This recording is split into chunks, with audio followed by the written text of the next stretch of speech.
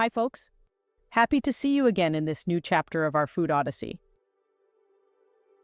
And welcome in particular to the second lesson of Module 2 about food system sustainability. Today we will focus on the function of food systems as one of the main perpetrators and cause of the climate crisis. Let's see why food can be accounted as on the major polluter of our world. Now that we know what a food system is, and the threefold functions it has within the framework of the climate crisis we are facing, let's see together, in this lesson and within the next ones, why we can define food a perpetrator, a victim, and/or a solution for mitigating and adapting to climate change. As already said, during this lesson we will focus on its role of perpetrator, trying to understand why and how modern food systems are eating our planet. Therefore, at the end of this lesson, you will be able to, first, recognize that food systems are one of the main causes of climate crisis. Second, dissect the adverse effects of different stages within the food chain on the climate crisis, encompassing social, economic, and environmental dimensions. Third, understand and analyze the underlying causes that have led to this situation. But before we dive in, let's take a quick look back to understand, how did we end up here? How did modern food systems become a threat to future generations and our planet? Well, for sure we know that food problems have troubled humanity for ages. With limited ways to grow more food, we kept expanding farmland.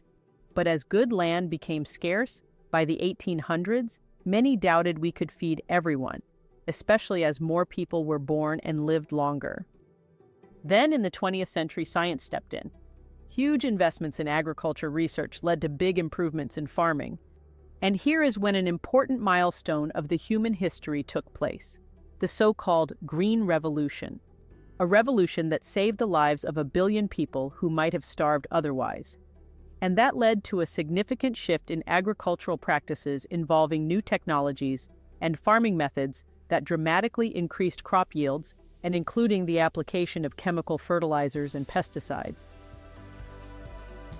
Norman Borlaug was a key figure in the Green Revolution. He was an American agronomist and humanitarian who played a pivotal role in developing high-yielding wheat varieties. His work helped increase food production worldwide, particularly in countries facing food shortages. Borlaug's efforts earned him the Nobel Peace Prize in 1970 in recognition of his contributions to combating hunger and improving food security. He is often referred to as the father of the Green Revolution for his pioneering work in agricultural science and his dedication to addressing global hunger and contributing to food security. Nevertheless, at the same time, the Green Revolution had many negative impacts that have still to be adequately redressed. First of all, the lack of care towards the environmental sustainability. The Green Revolution, while successful in increasing agricultural productivity, often did so at the expense of environmental sustainability. The heavy use of chemical fertilizers, pesticides, and herbicides led to soil degradation, water pollution, and loss of biodiversity. Additionally, the reliance on fossil fuels for mechanized farming practices contributed to air pollution and greenhouse gas emissions. Secondly, the promotion of monoculture over biodiversity. Monoculture, the practice of growing a single crop species over large areas, was a central feature of the Green Revolution. This focus on high-yield varieties of a few staple crops, such as wheat, rice, and corn, led to a reduction in agricultural biodiversity. Monoculture systems are more vulnerable to pests, diseases, and climate change, posing risks to food security in the long term. Moreover, the short-termism approach. The Green Revolution prioritized immediate increases in crop yields and profits, often overlooking the long-term consequences of intensive farming practices. This short-term approach neglected considerations such as soil health, ecosystem resilience, and the impacts on future generations.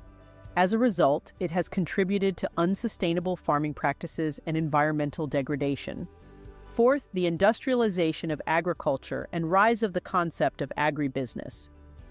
The Green Revolution facilitated the transformation of agriculture into an industrialized and profit-driven sector. Large-scale farming operations, mechanization, and the use of agrochemicals became widespread, leading to the rise of agribusiness corporations. Food production shifted from small-scale diversified farms to large-scale monoculture operations, with a focus on maximizing efficiency and profits. Fifth, the victory of urbanization over agriculture. The Green Revolution contributed to the urbanization of agriculture by disconnecting urban populations from the sources of their food. As farming practices became more industrialized and centralized, rural areas were often left behind economically, while urban centers became dependent on food produced elsewhere. This urban-rural divide weakened the connection between consumers and producers, leading to a loss of traditional knowledge and practices related to food production. And last but not the least, the repression of the rural culture. Traditional rural cultures and ways of life have been marginalized or lost altogether as a result of the Green Revolution. The shift towards industrialized agriculture and the decline of small-scale farming communities have eroded rural identities and cultural practices. Rural areas have been increasingly viewed as spaces for resource extraction, rather than vibrant communities with their own unique cultures and traditions. What now is clear is that the inception of the Green Revolution marked a pivotal moment not only in agricultural practices, but also in reshaping economic paradigms. We see the results today in the modern food systems and their inadequacies. Their sustainability is precarious, and they contribute to the unsustainability of the system as a whole. But what does it mean concretely? Well, now that we know what a sustainable food system should deliver, we can easily understand why our modern food systems cannot be considered sustainable, since they definitely do not provide food security in its broader sense. But which are the issues with them? And what make them fail in guaranteeing food security for all? First of all, their economic inequity, the orange card. Modern food systems often distribute benefits unequally, leading to economic disparities among stakeholders. Smallholders and farmers are often the Cinderellas of food systems, being at the same time the vital part of them. Secondly, the blue card, social injustice. The system's inability to provide healthy diets for all exacerbates social inequalities, leaving many without access to nutritious food and causing a lot of food-related health issues. Last but not the least, the green card, the environmental degradation. Unsustainable practices within the system contribute to environmental harm, jeopardizing the health of ecosystems and future generations. Alarmingly, global food system emissions pose a formidable barrier to realizing the ambitious climate change targets of 1.5 degrees Celsius and 2 degrees Celsius. Of all the three pillars of sustainability, modern food systems are incapable of reaching neither one. Can you believe that? But let's see it in more details. According to FAO, the world's food systems account for an estimated 1/3 of human-caused greenhouse gas emissions and are a primary driver of biodiversity loss and land degradation. The agricultural sector consumes close to 70% of the planet's fresh water and is the leading source of water, air, and soil pollution in many countries. Agriculture indeed relies on natural processes and living things to create food, but often changes the environment around it. While farms can be managed in ways that minimize their damage to the environment around them, industrial agriculture's focus on productivity means that too many farms are disruptive to wild species, both near and far. When environments are too altered or polluted by industrialized agriculture, vulnerable species may lose their habitats and even go extinct, harming biodiversity. One of the most dramatic examples of biodiversity loss through extensification is the ongoing destruction of the tropical rainforest. Rainforests are hotspots of biodiversity, with the Amazon alone containing nearly 25% of all living terrestrial species.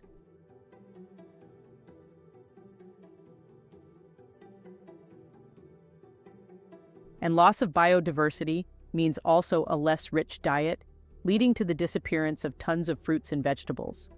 Let me make you a concrete example. In the early 20th century, for example, most of the world's banana production came from a single variety, the Gros Michel.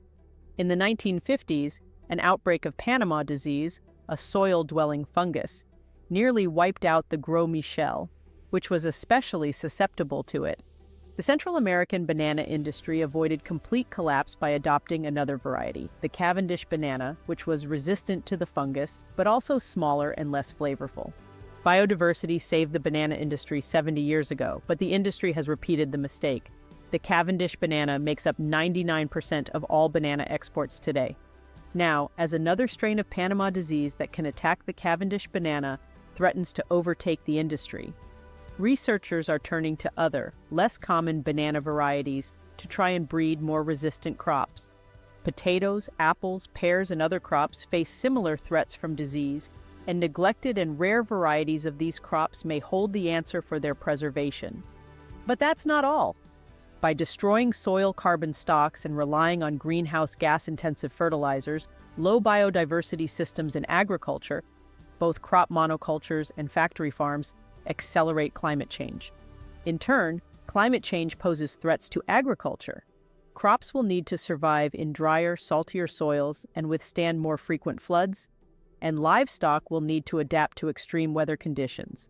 These traits are found in varieties of crops and livestock around the world, but many of them have been mostly displaced by uniform varieties that are best suited to industrial agriculture. Same situation for the animal breeds. According to the latest report released by the Food and Agriculture Organization, 7,745 livestock breeds out of the 8,803 were found to be local breeds, and 26% of these are at the risk of extinction. The report, titled "The State of the World's Biodiversity for Food and Agriculture," says that roughly 100 livestock breeds went extinct between 2000 and 2014. Increasing use of non-native breeds, weak governance of the livestock sector, decline of traditional livestock production systems, and neglect of breeds that are considered not competitive enough were some of threat to livestock genetic diversity. But the unsustainability of modern food systems transcends the production stage, agricultural, breeding, and processing practices, and, unfortunately, encompasses a myriad of negative externalities throughout the entire food chain. One significant aspect is the environmental impact stemming from the distribution due to transportation emissions. As food production becomes increasingly globalized, goods are transported over longer distances, resulting in higher carbon emissions from transportation vehicles. For instance, fresh produce is often shipped across continents, contributing to air pollution and climate change. Moreover, energy-intensive refrigeration and processing methods linked to the retail and markets further exacerbate the environmental footprint of food systems. Cold storage facilities, transportation refrigeration units, and processing plants consume substantial amounts of energy, primarily sourced from fossil fuels. This reliance on non-renewable energy sources not only contributes to greenhouse gas emissions, but also exacerbates resource depletion and pollution. Additionally, food waste emerges as a critical issue at various stages of the food chain, from production to consumption. Imperfect produce often goes to waste at farms due to cosmetic standards imposed by retailers, leading to inefficiencies in resource utilization and unnecessary environmental degradation. Furthermore, food spoilage during transportation and storage exacerbates waste, further straining environmental resources. At the consumer level, we could say a lot of things, but one of the most impactful practices are linked to the excessive food waste. In developed countries, consumers discard significant amounts of food due to factors such as overpurchasing, improper storage, and expiration dates. This wasteful behavior not only squanders valuable resources, but also contributes to landfill accumulation and associated environmental degradation. To address these multifaceted challenges and go toward a food supply chain resilience, concerted efforts are needed to promote sustainable practices across the entire food chain. This includes investing in regenerative agriculture, as well as local and regional food systems to reduce transportation emissions, implementing energy-efficient technologies in food production and distribution, and designing policies to minimize food waste at all levels.